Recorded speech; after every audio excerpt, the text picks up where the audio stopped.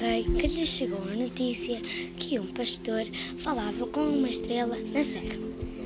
Ordenou-lhe que lhe desse a sua estrela e, em troca disso, lhe dava riquezas e tudo do seu bem. O velho homem não aceitou. Gostava mais da sua estrela. Depois, o velho homem foi ao cimo da montanha à sua cabana. Quando estava lá dentro, ouviu uma rica melodia, que era a sua estrela. Pois a estrela estava com medo que ele caísse na conversa do rei.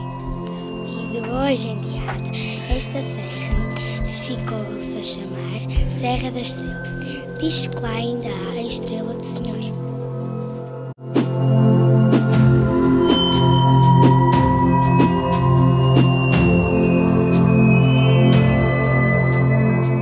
História da Maria Castanha.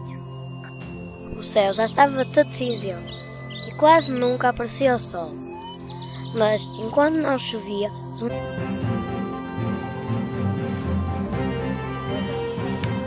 Olá, eu sou a Inês. e eu sou a Vera. Hoje estamos reunidos na Feira de Otis